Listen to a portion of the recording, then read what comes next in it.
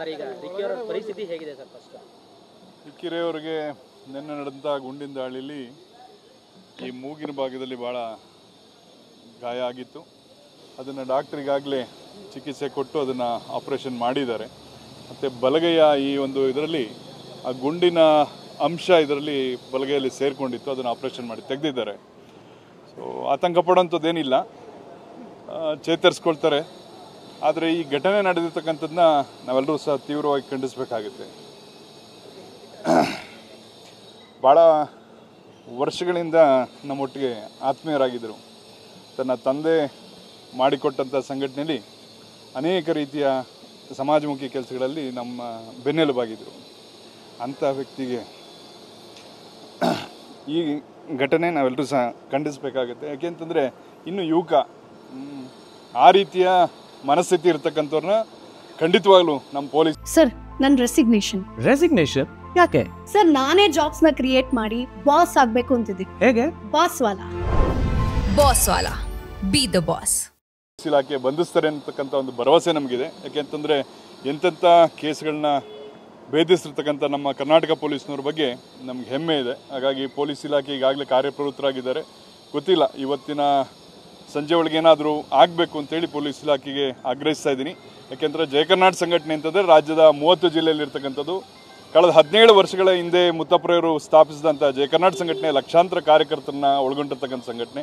ಹಾಗಾಗಿ ಇವತ್ತು ನಾವೆಲ್ಲರೂ ಸಹ ಇಡೀ ಕರ್ನಾಟಕದಾದ್ಯಂತ ನಮ್ಮ ಕಾರ್ಯಕರ್ತರು ಗೃಹ ಸಚಿವರಿಗೆ ಮತ್ತು ಸ್ಥಳೀಯ ಅಧಿಕಾರಿಗಳಿಗೆ ಒಂದು ಒತ್ತಾಯದ ಮನವಿ ಪತ್ರವನ್ನು ಈಗಾಗಲೇ ಸಲ್ಲಿಸಿದ್ದಾರೆ.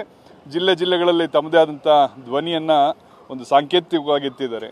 ಯಾಕೆಂತಂದರೆ ಇದು ಬೇರೆ ರೂಪಕ್ಕೆ ತಿರುಗಿಸ್ತಕ್ಕಂಥಲ್ಲ, ಅಥವಾ ಕೆಲವು ಮಾಧ್ಯಮಗಳಲ್ಲಿ ನೋಡಿದೆ. ದಯಮಾಡಿ ಹೇಳ್ತೇನೆ, ನಿಮಗೆ ಸಂಪೂರ್ಣ ತನಿಖೆ ಆದಮೇಲೆ ಪೊಲೀಸ್ ಇಲಾಖೆಯವರೇ ನಿಮ್ಗೆ ಸಮಗ್ರ ಮಾಹಿತಿಯನ್ನು ಕೊಡ್ತಾರೆ.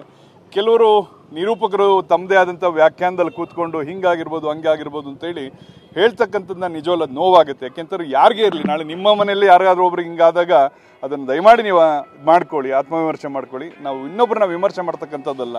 ಅವ್ರ ಗನ್ಮ್ಯಾನ್ಗಳು ಹಿಂಗೆ ಮಾಡಿರ್ಬೋದು ಅಥವಾ ಮಿಸ್ಫೈರ್ ಆಗಿರ್ಬೋದು, ಈ ಥರ ನೀವೇ ವ್ಯಾಖ್ಯಾನ ಮಾಡತಕ್ಕಂಥದ್ದು ಸರಿಯಲ್ಲ. ಯಾಕೆಂತಂದರೆ ಆ ನಡೆದಿರ್ತಕ್ಕಂಥ ಘಟನೆ ಹತ್ತಿರದಲ್ಲಿ ನೋಡೋದಂಥವ್ರು ಗೊತ್ತಿರುತ್ತೆ. ಯಾಕೆಂದರೆ ಆ ನೋವನ್ನು ಅನುಭವಿಸ್ತಾ ಇರ್ತಕ್ಕಂಥ ವ್ಯಕ್ತಿಗೆ ಗೊತ್ತಿದೆ ಆ ನೋವೇನು ಅಂತ ಹೇಳಿ.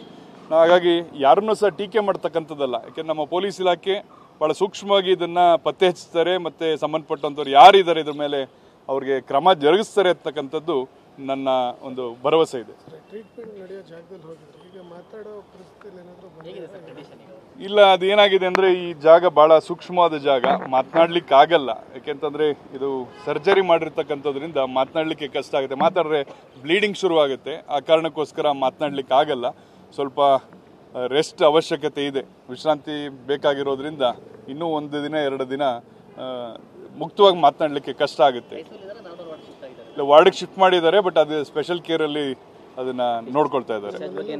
ಇಲ್ಲ ಇರಲಿ. ಯಾಕೆಂತಂದರೆ ಒಂದು ಆಘಾತಕ್ಕೊಳಗಾಗಿದ್ದಾರೆ. ಯಾಕೆಂದರೆ ಅನಿರೀಕ್ಷಿತವಾಗಿ ನಡೆದಿರ್ತಕ್ಕಂಥ ಘಟನೆ ಇದು. ಮತ್ತು ಮಧ್ಯರಾತ್ರಿಯಲ್ಲಿ ಈ ಥರ ಆಗಿರ್ತಕ್ಕಂಥದ್ರಿಂದ ಸ್ವಲ್ಪ ಮನಸ್ಸಿಗೆ ಒಂದು ಕಡೆ ವ್ಯಥೆ, ಜೊತೆಗೆ ಈ ಪರಿಸ್ಥಿತಿಯನ್ನು ನೋಡಿದಾಗ ಇನ್ನೊಂದು 2 ದಿನ ರೆಸ್ಟ್ ಮಾಡಲಿ ಅಂತಕ್ಕಂಥದ್ದೇ ನಮ್ಮ ಇದು ಸರ್. Thank you.